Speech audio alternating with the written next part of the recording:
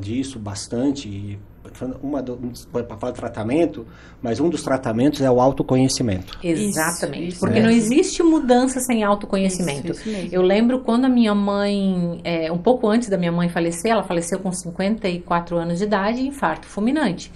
Eu, não coincidência, tenho também um problema cardíaco, mas segundo meu esposo, não morrerei disso, né? É uma coisa leve.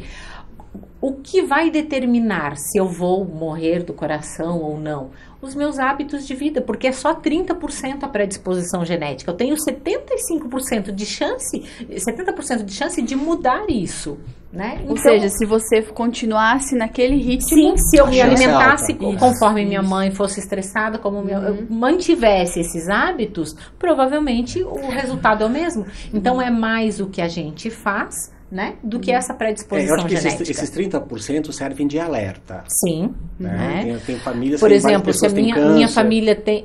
isso que eu ia dizer. Tem uma pessoa que fala, olha, em torno da minha família, um monte de gente tem câncer. Claro, tem que perguntar, câncer de etiqueta, né?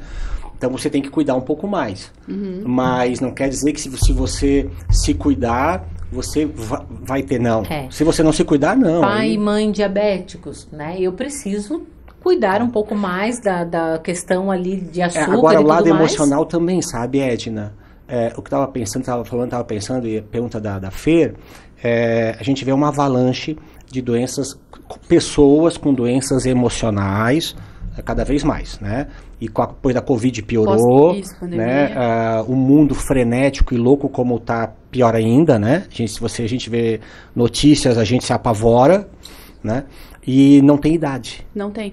O Ministério da Saúde encontrou 165 novas doenças emocionais. Nossa. De fundo emocional. Porque eu vejo que não tem idade, eu vejo cada vez pessoas mais jovens, idosos, adultos, e muitas vezes a gente vai ver, não está claro, tem as doenças emocionais ali, vamos dizer, a ansiedade, tem irritabilidade, angústia, não consegue dormir, que é a síndrome do pensamento acelerado.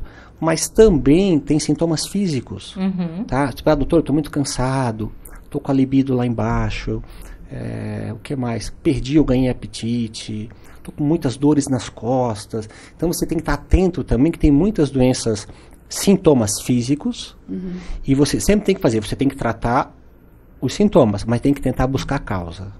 Ano passado aconteceu comigo, né? Sim. Lembra que eu tava com muita dor nas pernas, nos braços, a gente tava até com suspeita de fibromialgia, e então assim, passei um mês com essas dores e a gente não... Sinusite, dor de cabeça, tudo junto. Edna, você tem uma boa, sobre fibromialgia, uma boa definição. Ah, sim. A fibromialgia a gente costuma dizer que é a dor da alma manifesta na carne, né? Porque a fibromialgia, a maior parte das fibromialgias são de fundo emocional. Você pega um paciente que tem fibromialgia, né, já diagnosticado, ele passou por algum episódio de alto impacto emocional, negativo, obviamente, que na época aquilo pegou de surpresa, ele não soube como reagir adequadamente, e o tempo passou, absorveu aquilo, a gente acha que está resolvido, e lá na frente se manifesta, vem para o corpo, né? A fibromialgia, justamente, eu estava lendo, antes de vir para cá, que é uma dor crônica generalizada, né? Como você falou, né? Ela é uma dor crônica, né? Muitas vezes não tem cura, mas tem controle. E generalizada, porque a pessoa tem vários locais do corpo, né? A gente escuta também, doutora, é uma dor que corre. Ela corre pelo corpo, porque às vezes a pessoa está com uma dor mais, vamos dizer, de um lado, outra hora mais do outro lado. É aquilo que eu falei, você tem que fazer exames, afastar outras doenças reumatológicas, mas pela história clínica, você já consegue mais ou menos ter uma grande ideia que é fibromialgia. Vem aumentando, tem várias intensidades, né? Sim. Quando a intensidade é muito grave, a qualidade de vida fica muito comprometida, né? Mas, em geral, também tem uma doença emocional associada. Sim. Quem é feliz, tranquilo, tal, não vai ter fibromialgia. Quando a gente está apaixonado, a gente não tem pega nem gripe. Aí depois que casa, tem fibromialgia. Aí depois de um ano, dois... Aí tem uma fibromialgia hard. Mas uma questão que é bem importante a gente ressaltar também, né, que toda doença que nós tenhamos, todo sintoma físico, a gente deve procurar um médico, porque ele está aí para isso. Mas a gente, como paciente, tem que observar se o médico que nós vamos pergunta da tua parte emocional. Eu observo muito o Roberto atendendo pacientes e às vezes por telefone, amigos, né? Porque é básico, quem vai almoçar, jantar com a gente, aproveita para se consultar com ele. É normal, né, Fer? Normal. Aproveitando que você está aqui, Beto, doutor, 24 horas. Deixa eu te perguntar uma coisa. Aí eu sempre observo, ele ouve a pessoa e ele pergunta, aí ele fala, tal, medica e ele pergunta, e como está a sua parte emocional? Ele sempre pergunta. Essa deveria ser a pergunta de praxe de todos os médicos, né? Essa preocupação. E dentro da psicanálise, eu tenho uma formação em psicossomática, específica em psicossomática, que ela é tão detalhista, digamos assim, que conforme a dor, o lado do corpo que dói, qual é o órgão, qual é a dor, a gente sabe qual é o problema emocional ligado. A origem, né? A origem. Então, nós costumamos dizer, né, através da neurociência, se detectou tudo isso, foi feito um mapa, digamos, né? Conforme as dores, ela tem uma origem específica. Vocês podem pesquisar no Google que vocês vão entender um pouquinho. Tô com dor de cabeça?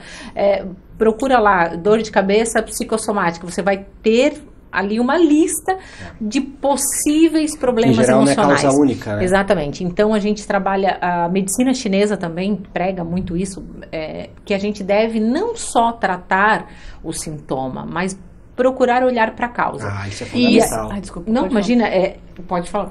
E aí nesse conhecimento, a gente consegue juntar o autoconhecimento, porque aí você vai olhar isso e vai avaliar, poxa, com o que eu me estressei semana passada? O que eu passei? Eu passei alguma situação? Então você vai juntando, né?